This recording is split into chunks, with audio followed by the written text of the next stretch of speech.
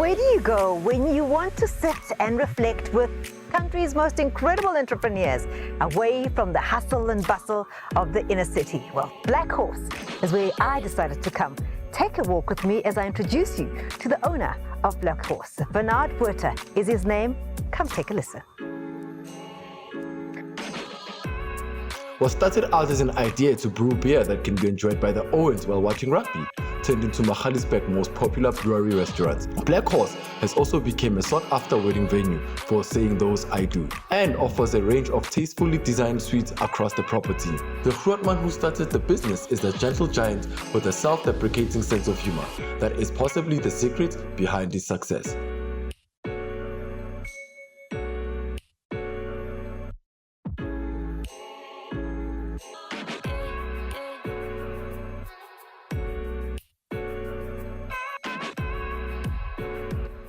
So Bernard, I mean, I have to tell you, what an exquisite place you have.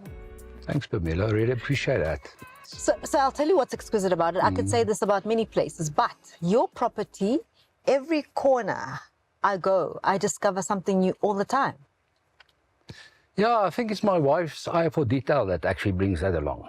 No, we make a good team as far as is concerned. I'm more the builder, architect, that guy, and she's the gardener, interior person, and yeah, at the end of the day, it's all teamwork. When I moved out here, the idea was to get something that's much bigger than this, and but the prerequisite was water. Okay. And then when I saw this, I said to the estate agent, yes, it's very small, but I love the water. And I think also the little valley that we're in, you know, it's something extraordinary, especially for Gauteng, because it's called Middelveld, and it's where most of the highveld birds and most of the bushveld birds actually come together. Yeah, and it was just, there was nothing. I mean, it was just a little flat hill going down and kakibos or blackjacks at the bottom, and that was about it when we moved here. Were there buildings? Very old farmhouse that was half burned down, and a cottage at the back, and that was it. That was it? Yeah, it's quite a challenge, I must say. And so what was the vision? You just wanted No, there was no vision. There was no vision. The idea was just, we lived in Northcliffe, and my daughters were having lung problems the whole time, and I just said to my wife, you know, let's just get out of the city and see if we can't find a place where they'll be more healthy. So, okay, you then settle here. You're looking to settle as a family. Yes, we did. And then whose idea was it to turn it into a business? No, it actually came along it's actually a long history, but we first started with horses just as for the fun of it. And we had like, the first two I bought, 2 black horses. I thought they look exactly the same. And about 3 weeks, 4 weeks later, I realized, okay, they don't look the same at all. Because then I could start seeing the difference. And at the end of the day, we ended up with 45 of them. Till a friend one day said to me, you don't invest in things that eat while you sleep. And that was the end of the horse story. There's a couple of them still staying here, yeah, just for the brand. You can't help it, yeah. And then, you know, how things happen. Sometimes a little bit of alcohol is involved. And I said to my friends, I'm sure I can make better beer than some of the commercial guys. And yeah, then the joke started. And I thought, okay, and I love building. So I built that tower over there, and I was like, that's going to be my brewery. Everything is going to drop down. It's going to be a gravitational thing. And started looking at equipment, and then they got some equipment into the country, and it was much bigger than anticipated. And then my wife asked me, so what are you going to do with the beer? I said, no, we're going to drink it. I said, but you and your friends can't drink that amount of beer. I said, okay, then I'll do tastings. So anybody who drives past us can just come in for a tasting. And then he said, but if you give people beer, then you'll obviously have to give them something to eat too, because they can't drive around drunk. So the idea was just to start with a little sandwich restaurant. And who was going to run the cooking business? Well, at that stage we had 2 friends that were actually in the hotel industry, and they said, oh, they'll come and help us. And they ended up here, and they helped us establish the restaurant side. It feels like everything just happened so organically. It was just, oh, maybe I could do that, and then the next thing followed, and then maybe we could do that. How did you then manage to keep it successful? sustainable? I think stupidity, to say the least. I always wake up and I say to my wife, I think I'm probably the stupidest guy on earth. Because they never do costings before I start anything. Yes. No business plan. No, there's actually no business plan. It's just really, it's organic. It just grows out of itself. And we've been very lucky, I must be honest. If I take how far we're out of the city and how successful we've actually been, and that we're still around after 12 years, going for 13 years, yeah, I think we were extremely lucky. And maybe it's also in a space where people enjoy coming out to the countryside and not look at a car park while they're sitting in a restaurant. There's gin, there are horses that you spoke of. I know there's cattle here. Yes. I saw other vegetables. There's a greenhouse. Yes, yes. So are we looking into something? Is there a vision here that you're creating? Yeah, I think, and it's sometimes very difficult to get everybody to buy into that little bit of a vision. But we're really working hard to put hormone-free meat on our menu.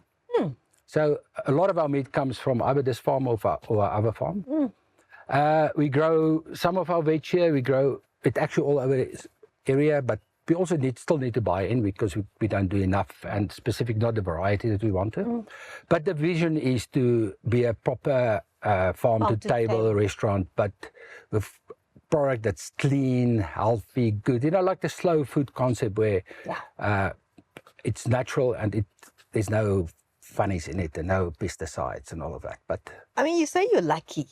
I cannot imagine that just luck has something to do with where there's two things, luck and stupidity, the two.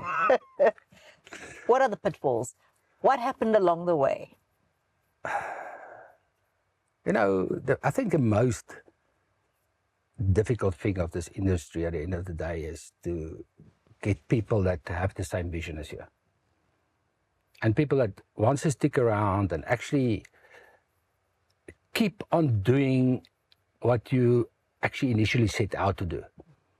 And not just go back to the easy shortcut routes and just try and make it as quickly as possible, and not being really part of buy really into the concept. And I think that for me was the biggest disappointments I have had in this game. Then, of course, like every other business, you know, nothing always worked 100% the way you think it's going to work. So we have to throw thousands of liters of beer away into the drain. We had COVID. We went into COVID with a lot of product that went off during that time.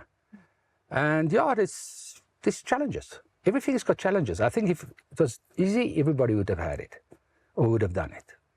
So you spoke of people buying into your vision. And I imagine that must be from the security guy to the cleaner to the guy in the kitchen, cooks, everybody. How do you get that right? I don't get it right. Yeah. I'm trying. Yeah. But, you know, it's, well, I had a good talk to my guy looking after our cars today again. And it's just, I think it's, and we'll see what happens in the next week or two, but I've tried him to buy into the concept that what's outside or in our car park area is something he must be proud of.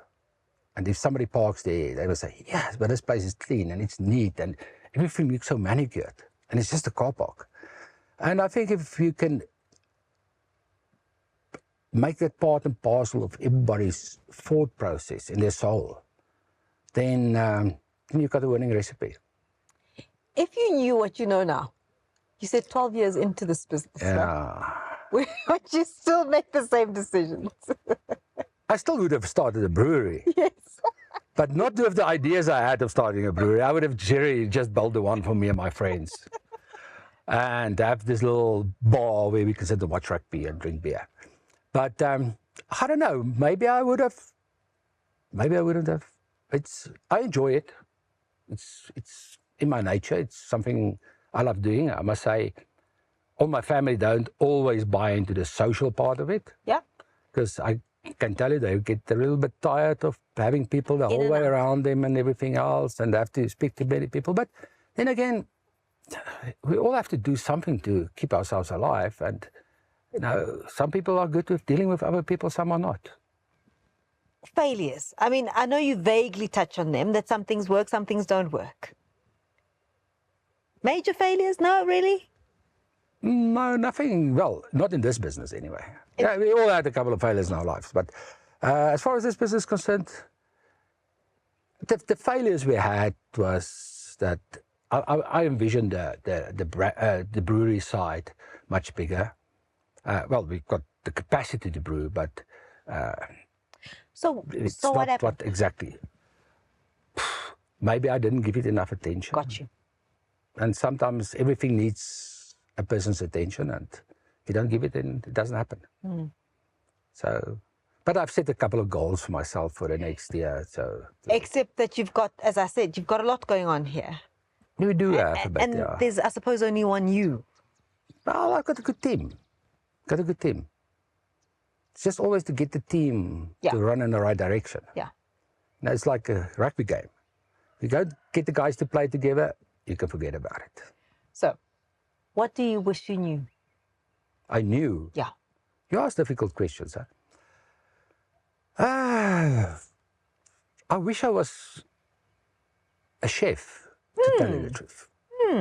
I wouldn't have minded to be a really good chef, that I would have loved. I love making food, but Why? like for Yeah. the family or so, Yes, yes. for 10 or 20 people, but doing it ongoing, I do have the passion, Yeah. but I can't really bring the product out myself.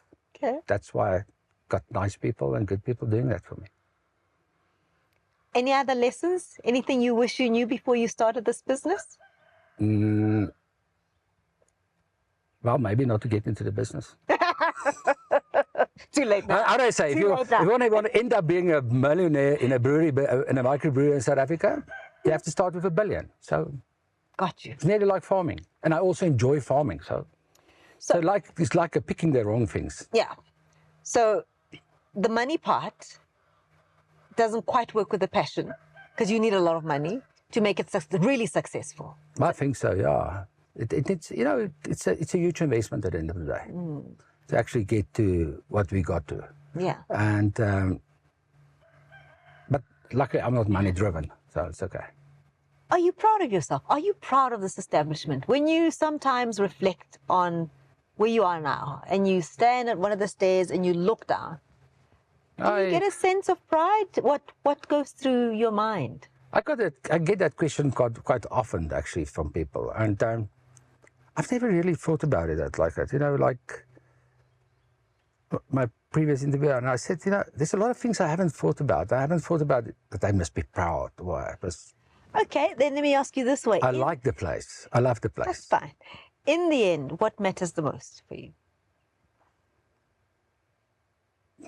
For me, I think tranquility of my soul and enjoyment of my family and good food and excellent beer and just having fun. You know, life's too short to not have fun.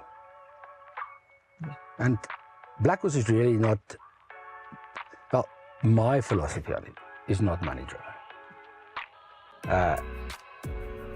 Some of my team might think a little bit different, but as long as we can live and we live a good life, you know, everything's not about money.